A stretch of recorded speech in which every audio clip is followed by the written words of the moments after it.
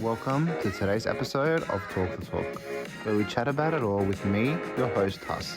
We share incredible stories with incredible guests. A big thank you to you guys for all the support, and let's get stuck right into today's podcast. I'm so excited for today's episode. She is a B&T 30 Under 30 winner, a B&T Women in Media finalist. She is a Media Week Changemaker finalist. She is a Global Emmy Award winner. Yes, you are. Yeah. You are an NGen Sydney co-chair and an MFA DE&I member. Jazz, welcome to Talk the Talk. Thank you for having me, Haas. How are you feeling being on the pod today? Great. I'm excited. This is my first podcast. Excited to yap for an extended period of time. Yeah, I guess for the people that don't know you, how would you describe what you do within you're one of the biggest agencies in Australia? How would you kind of describe what you do? That's a great question. I feel like for anyone who doesn't work in the media industry, it can be quite hard to explain 100%, what we do 100% in the 9 to 5, especially if you're like seeing the things that we post on our Instagram stories, which is usually all the highlights of media. But essentially my role is investment. So I help bring the strategy and planning of client briefs to life. Booking media placements and campaigns for my clients. Yeah. Deals, all those fun things. Is it, so if you were to, I feel like everyone has such an interesting story of how they fell into their role in general, how they fell into media. Yeah. What was your journey? Was it something you did in uni? Was it something that you kind of fell into? Was it something you planned to like kind of be in the position where you are now? Definitely not planned, but I feel like if you speak to a lot of people in the media industry, you'll find that most people fell into media. I actually always thought I was going to do something public relations related, but I don't think I ever really knew what I was going to do. I was interning at a digital marketing agency, kind of doing social media stuff. Loved the work there. Loved working with Wise Up. They are still an incredible digital marketing agency. Kind of finished my time up there, and my friend was working at an agency, and she referred me.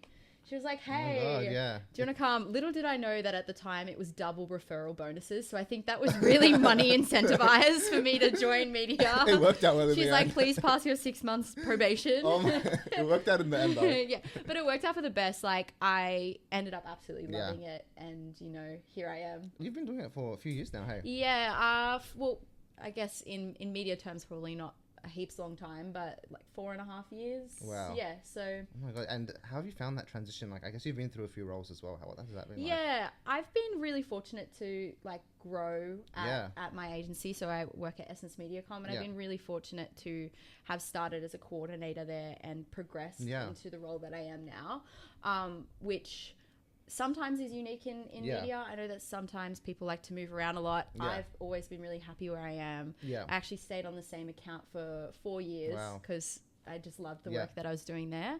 And like this year I've stepped into a new account for like new challenges and new growth, which I've really loved as well. Have you found within like your time in the industry, have you found that process of like transitioning from a new role or transitioning from a promotion? Like how have you kind of found that happening? Because I feel like when people first come into the industry, there is a lot of unknown about what is to come. So how have you kind of found, you've transitioned a few times into different roles and different things. How have you found that process?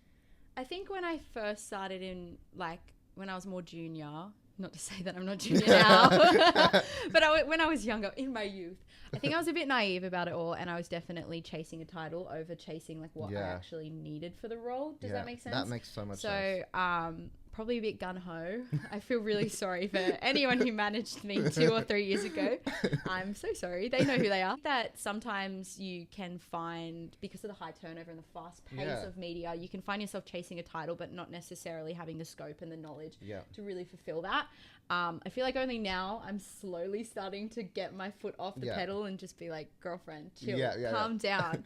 But regardless, I think for me, the first kind of 2 years in media, transitioning roles and kind of moving up, it was pretty fluid. Yeah. I feel like when you start to step into more manager roles, that's when it's kind of a very interesting experience. Yeah, it would be, yeah.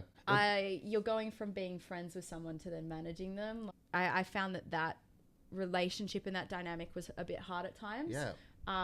Fortunately, I have people above me who've gone through that, so I was kind of able just to lean on them and ask for advice on what to do. Yeah, what was it like kind of, I guess, like seeking out your system as well? What was that like? I guess whenever you had questions or you had things to come up, how did you kind of build a system around you to like have people to rely on, like people to go to for questions or advice, or even within starting the industry as well? I feel like there's so much questions. So how did you start that process? That's a great question. I have always been a certified oversharer and naturally very curious. I think that at times can be to my detriment, but especially when you're growing in your career, it's not. Like, I think asking questions, not being afraid to admit that you don't know something 100%. is definitely to your benefit.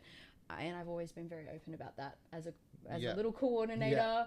I would nag. I would nag my manager. But I guess ultimately that made me better at my job. And unknowingly I was building relationships with people. And growing in my role, and also creating a network that I didn't even realize at the time through like being like, hey, how do I do this thing in SMD? Which is a tool that we use in investment anyway. How do I do this? That I'm actually building a relationship with someone. So I guess it kind of happened quite naturally. And then as I've grown in my career and I'm going through certain experiences or certain moments, I can then lean on those specific people for advice. No, for sure.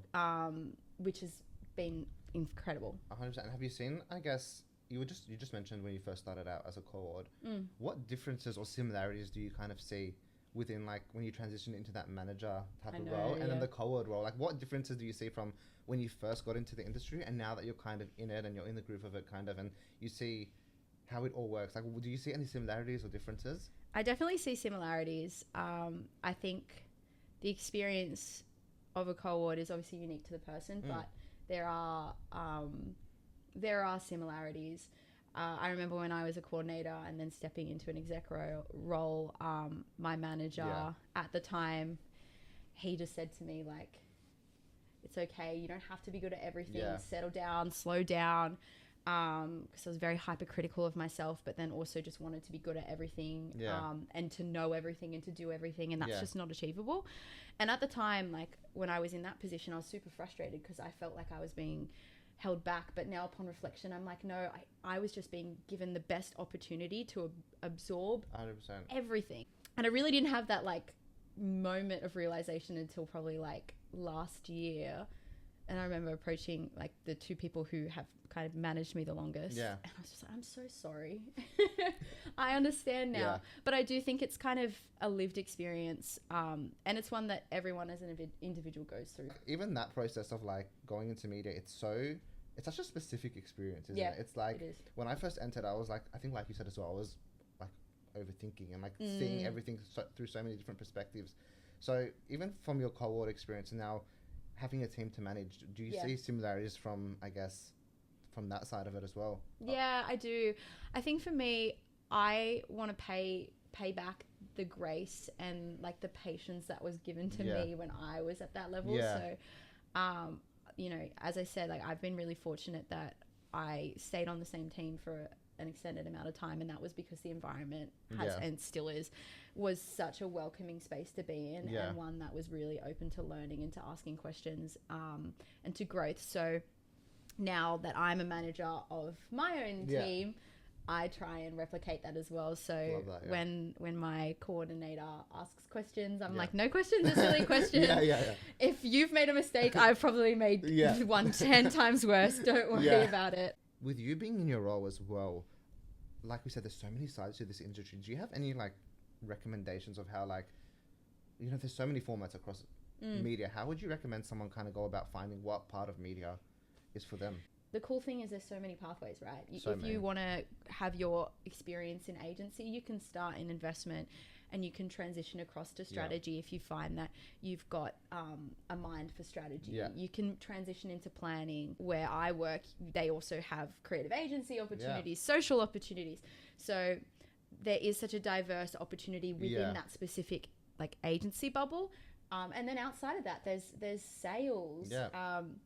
there's more the production side of things. There's so much to it, hey? There's so much. I think the coolest thing, that's a really cool thing about our industry, is if you don't like it, you don't have to leave the whole industry. Yeah. You can just move somewhere else, especially if you're building a strong network and strong connections. Yeah. You're able to just chat to the person that you like. Yeah. That you're friends with. Yeah, and verify that as well. 100%. Even if like you're kind of going through that process of like just finishing uni or like is still in uni, I feel like it would be like a beneficial thing to as well, just study the different types of media as well, because I feel like in uni sometimes it doesn't cover 100% of like what the media world is. So do you see, like, from your like university experience and when you first entered the industry, do you see any similarities from, like, I guess... I had no clue. Yeah, no clue, hey. I had no clue. I really thought that... I obviously like thought that I was going to fall into PR, but then I thought the media side of things, for some reason my POV was like Channel 9 newsroom. Like that's what I thought media was. Becoming a news reporter? Yeah, I was like, or working in a newsroom or something like that. That's really the scope. I guess that just shows how naive I was at like 2021 as well. I guess that's the scope that I thought. I think my experience might have been a little bit unique because I was a COVID uni kid. Yeah, same here. So no one was coming to talk to me.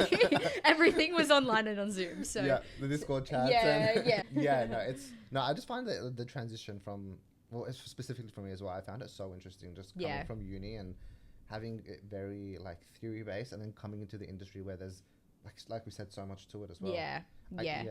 Within your role, do you find that, I guess, is it the same every day? Do you find that it changes up? Do you find that it's gives you a good flow? That's a good question. I think it can be the same every day depending on what you're working on. Yeah. So there's still so much room for like versatility across that. Like I might have the same week in the sense that I'm working on a specific campaign. I've got X, Y, Z to get done. But in most instances, no day's the same. So I love to get in before the clock strikes 9, not because I think that you should.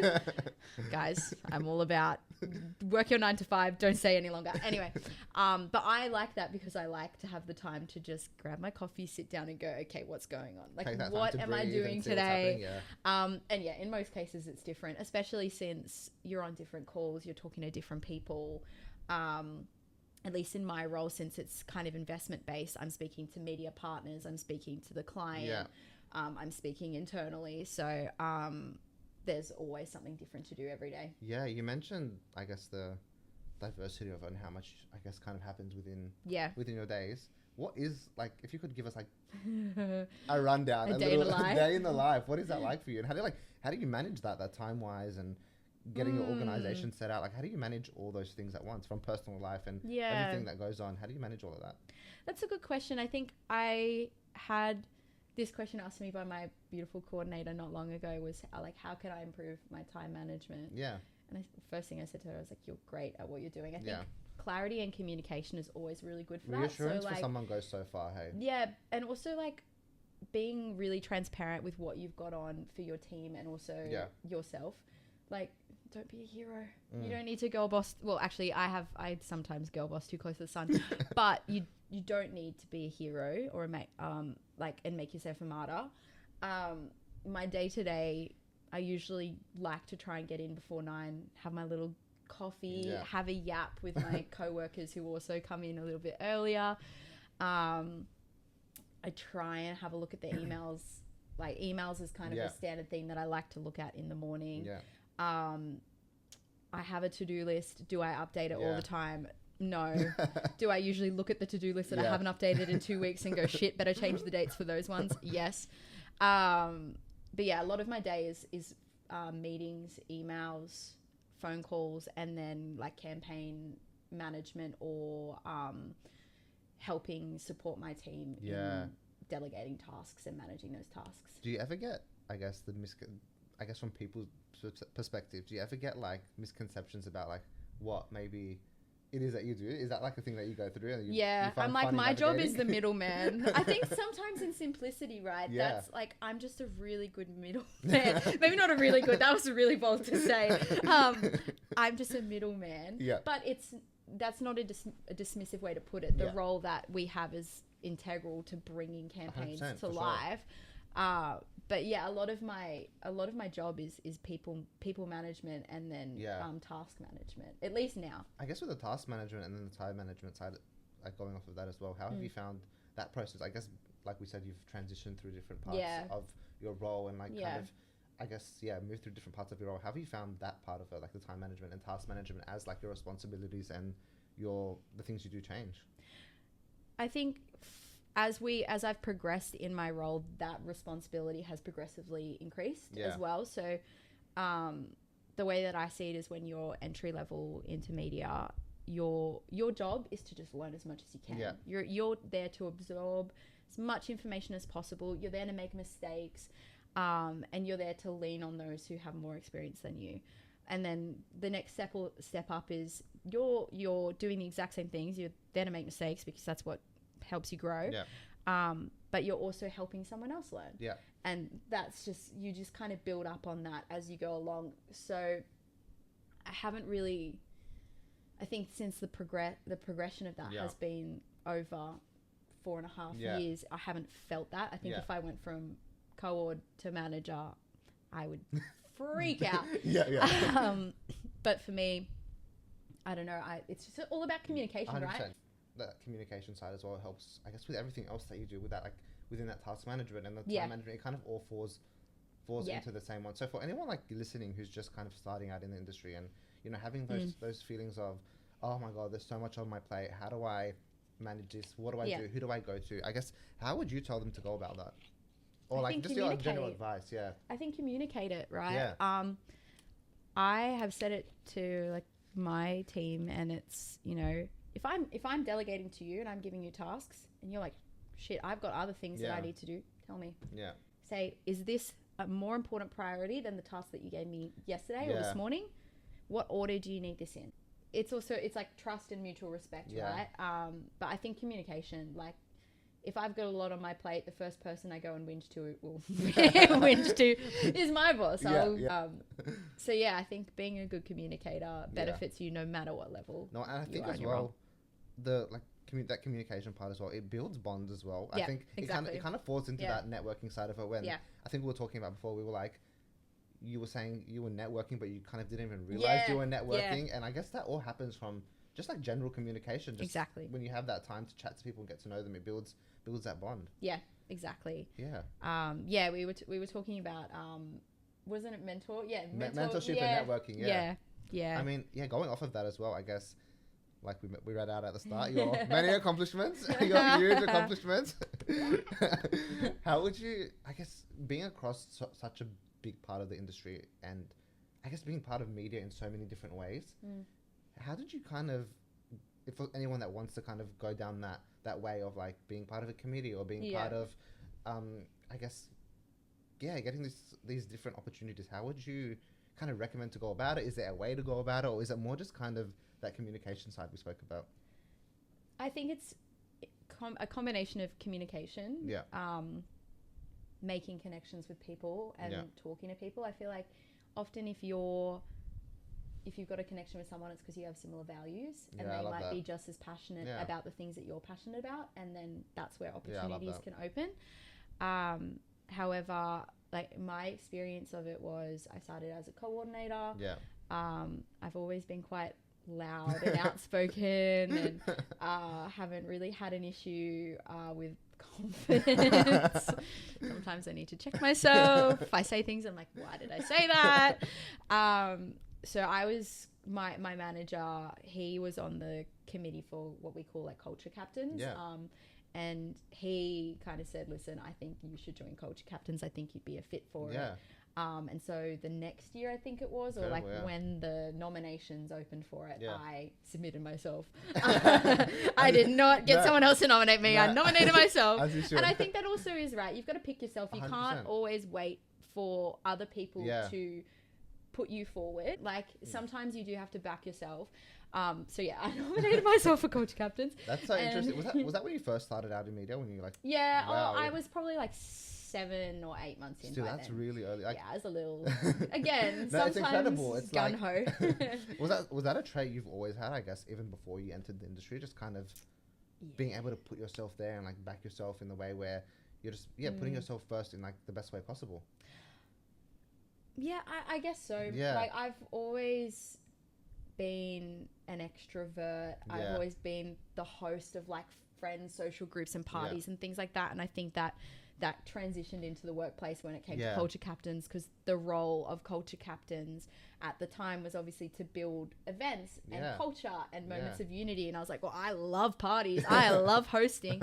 Let me get involved in this. So I joined, and I was also fortunate that I had friends who were already on the committee, so that was just through talking. And like, speaking of those like huge accomplishments, like like those awards and recognitions, honestly incredible. So how does, when you, for that BNT 30 under 30 award, how do you kind of, like, it's such an incredible accomplishment winning a BNT 30 under 30 award. How do you find that process?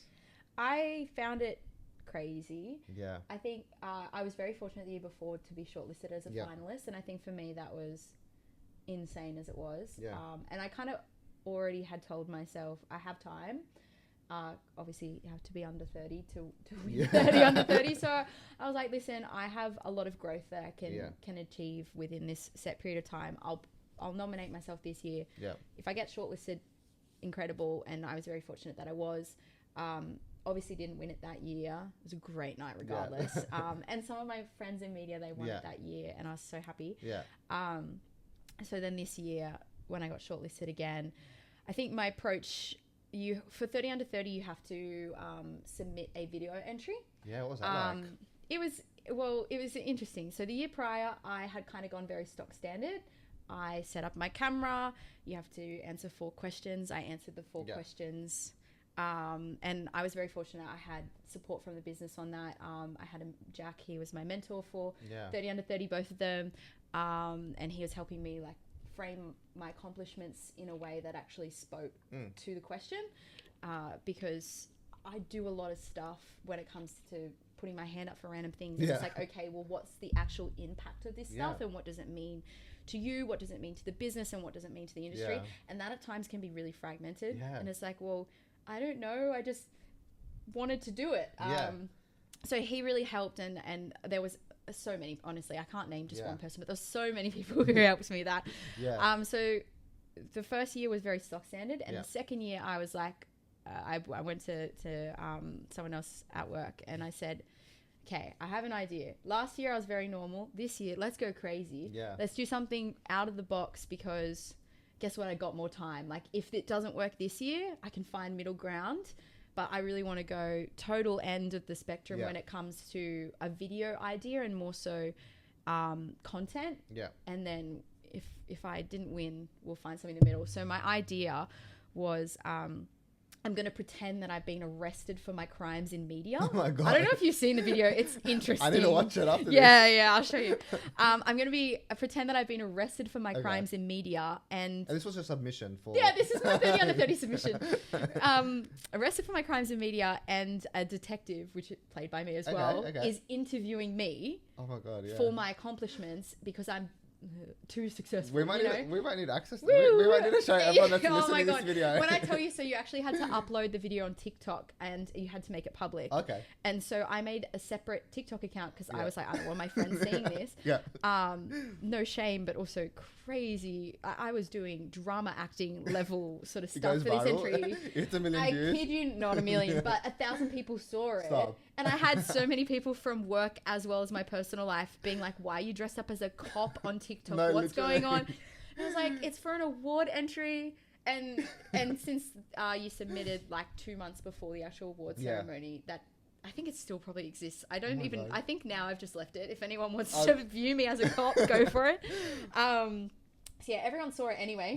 What's the point in making a separate account? But yeah, I think that did end up obviously working in my favor, because I won it. I guess maybe the judges just looked at it and was like, this girl's really desperate, just give it to her. I need to watch this after. I'm so, my mind is like giving me a visualization of like what it looks like. It was a lot of fun. And again, I had a lot of help from the business on taking that crazy idea and actually bringing it to life. So very grateful for literally anyone who was involved in that. That was not just a win for myself, but that was a win for a lot of people behind the scenes.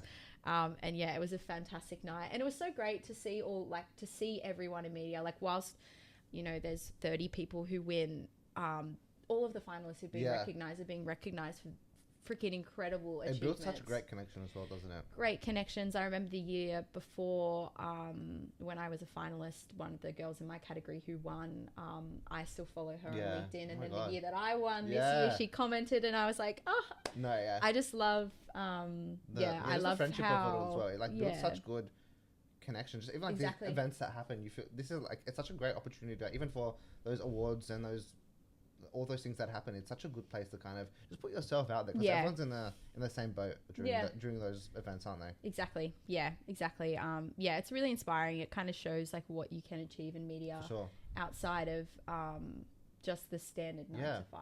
And I guess what was that feeling like when you won that that award? Was it like a sense of accomplishment? Was it like, okay, so what can I do next? Like, how'd you kind of dissect that part of it? I just turned around and I swore. I said, "What the blank?" I was like, I feel like I saw a picture of you on stage. Yeah, it was a video, and I was like, I was in shock. Yeah, in shock. Honestly, it means so much. It meant so much. I don't think it really changed much in my 9 to 5 in the sense that, like, just because that's done doesn't mean that I'm done. Does that make sense? Yeah, no, for sure. So for me, it's just not on to the next thing, but it's, what can I do to deepen this? And later on in the year, I obviously got shortlisted for Women in Media, which was awesome. And so my focus is still towards, well, I got shortlisted for that. What can I do to maybe win it one day? But obviously awards aren't everything. I think you can be really good at your job and not have any accolades. Sure. No, 100%. And it is incredible to see how, I guess, you have put yourself out there through, even if it's just like, because we met through NGen and like the MFA and like I love NGen, by the way. Incredible. Shout out NGen. Shout out NGen team. My girls. Shout out NGen team. When you do get nominated for an award, how do you kind of like, have you always had that natural thing of being like, oh, I need to see how I can improve on this, or how I can like move on? Has that always been something you've like had? I think I have a very strong sense of imposter syndrome, and I don't necessarily think it's not a healthy thing. So usually when I've been given these opportunities, sometimes it's immediate self-doubt, which I don't necessarily think is great. Once again, I'm so fortunate to have such fantastic mentors in the industry. Like, I had a conversation a few weeks ago with someone, and they just kind of said, like, Jazz, I think you place so much pressure on yourself. Like, after Women in Media, I had a conversation with the same person, and I was like, okay, didn't get it, but like, what more can I do next year? And so I think it's a fine line, and that's also why I do think that accolades are fantastic, and I will continue to make an impact in the industry, we'll try to at least, whether or not I win a great trophy to do a shoey off later. However, the more important thing for me is, like, am I someone that my team respects? Am I someone who's getting the job done for my clients? Am I a good person? Am I someone who is living by their values? 100%. I love that. Because you can do all these things, but it's like, at what price? No, for sure. And I guess it's kind of, each person's journey to kind of figure out how they go about their career and like I guess figuring out what you want from your career is a big thing. Yeah. Do you think that's something you've kind of figured out by now, like what you want long term, and I guess finding purpose within what you do? I think I really only had this proper epiphany a few weeks ago. Again, with another, I feel like I'm so fortunate that I can just have conversations with people. And whilst I was having a conversation with this person, I had this epiphany, and it was surrounding values. We've been very fortunate at WPP that we've had access to sessions with Emma Murray, who's like a performance and life coach. Oh, sick, yeah. And one of the sessions that she was speaking to was understanding values and beliefs, and how your belief can form opinions of people, even if they're justified or not, but also how your values impact positively or negatively, like the way that you see the world, as well as like your relationships. And one of the activities was kind of unpacking what your values and beliefs are. And I think ultimately that led to the epiphany that, like, I really value purpose and action. I think it's one of the two things, and I value that in myself and then also the people that I work with. And so I can find it frustrating when I notice that there's an opportunity for action to be taken and it's not. So that can work in my favor, and then also to a disadvantage because you don't need to take action on everything. Sometimes you can be slow. Like, calm down. But I also value human connection and the welfare of people over producing something. So I do feel like sometimes they contradict each other, right? But for me, I think that shapes who I want to be as a leader in my role and in the future is someone who moves with, like, takes action with purpose, but not at the extent of the people who like work under them or who they work with. No, for sure. And I guess with that, from those learning experiences, either from your role or everything, like, because Jazzy's across everything in the industry. I guess being across from all of it, how do you, I guess pick that apart as well and be like, okay, this is serving me value, it's serving me purpose, it's serving me what I want. With so much going on, how do you kind of, like, pick that apart and be like, this is for me? Yeah, I think it's really about aligning on your values, right? And if you're noticing that you're doing something that's sacrificing who you are as a person, then that's not right for you.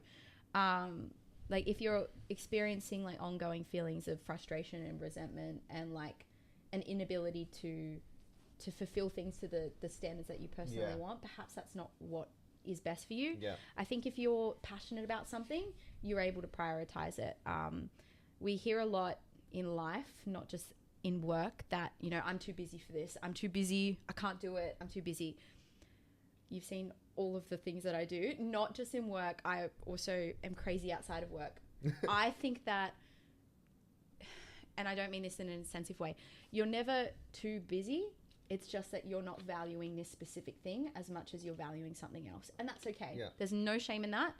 But I think if something is really a priority to you, it definitely then would naturally align with your values and beliefs. And would you say it's kind of one of those things that if you know, you know, or is it one of those things like for you, for example, being across so much, do you find that you have a step-by-step like thought process before going into something, or is it more like this is something of interest to me, I know and I know it and I'm just going to go for it, or is it more like that part where you're analytical and you're like, okay, let me kind of take the step, research and like maybe see what this is all about, or is it more like still like knowing what you're going to cover, seeing what it is and just like going at it? Or are you more impulsive? Or I think I am naturally more impulsive, and it doesn't necessarily always work in my favor. I think sometimes after I do things, I feel like being impulsive is like, I know sometimes it does, but then sometimes it doesn't. But like, it doesn't always, because after it's usually after the fact I'll be like, oh wow, that like took a lot out of me. I probably shouldn't have like said yes to that. I think sometimes I personally am a yes man,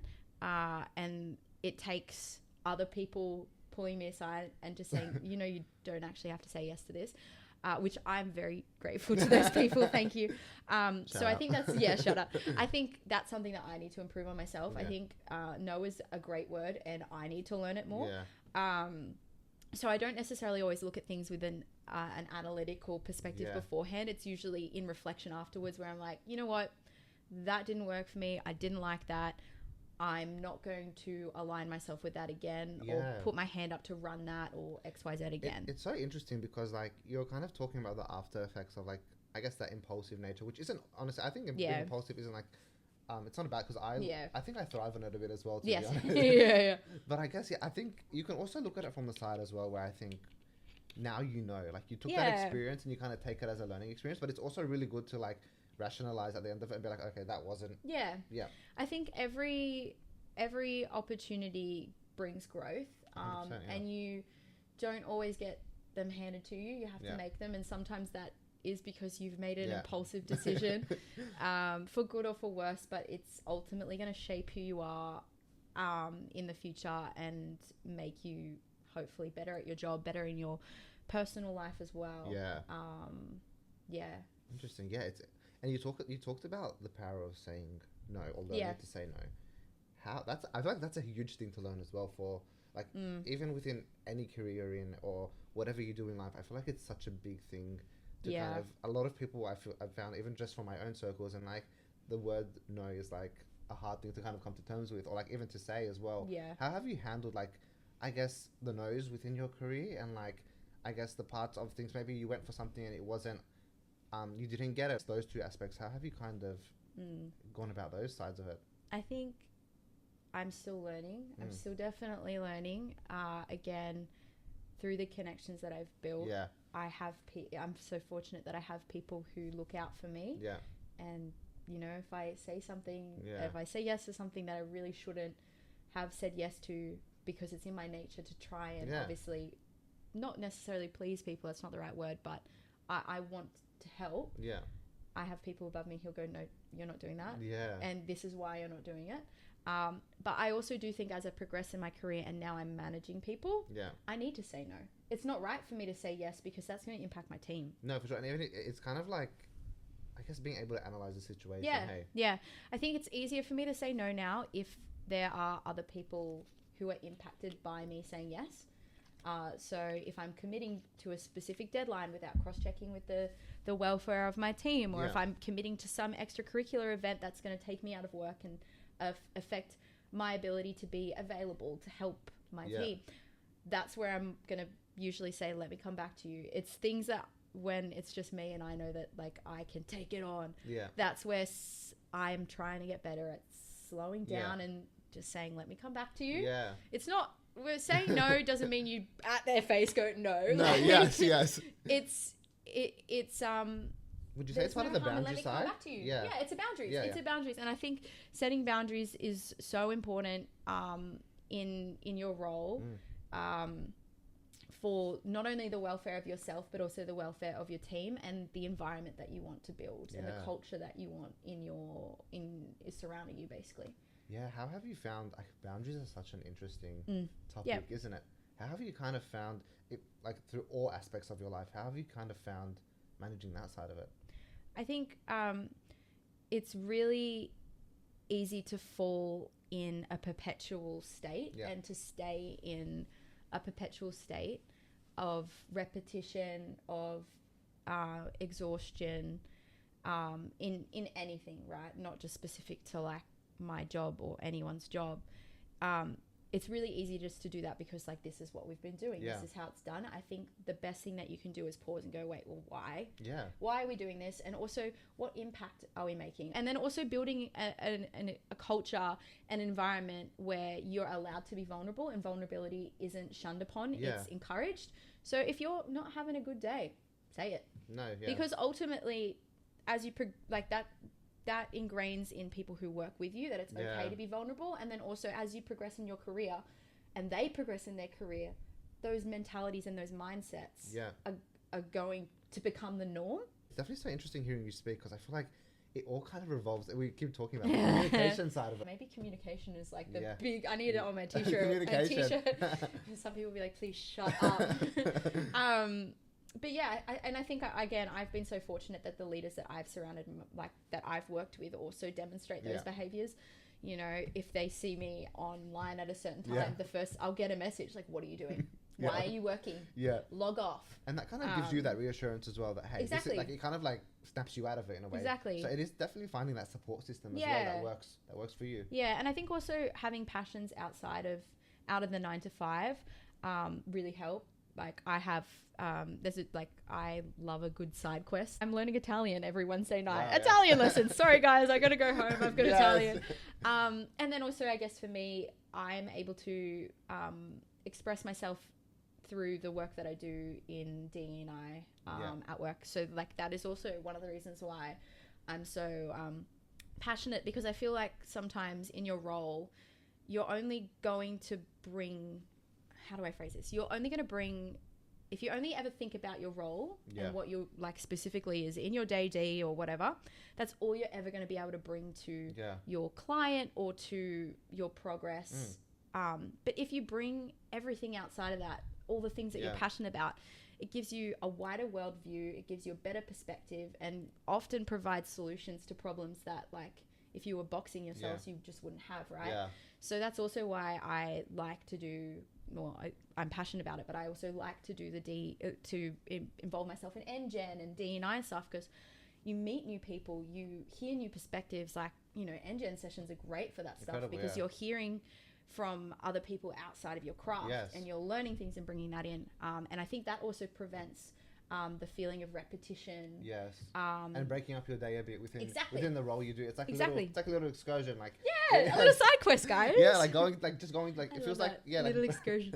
Like breaking up your day within work through like if it's going to like an engine session or anything that your company has on offer. Like I think taking those opportunities kind of help you with your role, and like you're refreshing on that as well. Exactly. So I guess with all of that, and I guess how you've kind of managed your career so far, how have you, I guess how have you looked upon reflection within your career? Like how do you kind of pick it apart and be like, okay, that was a good situation, like me being able to learn through all of this, and like just picking it apart to a point where you're able to kind of use that information you've learned in your past and then use it for your future in a way, if that makes sense. Yeah. I think our industry is such a people-focused industry, well, at least the industry that I work in.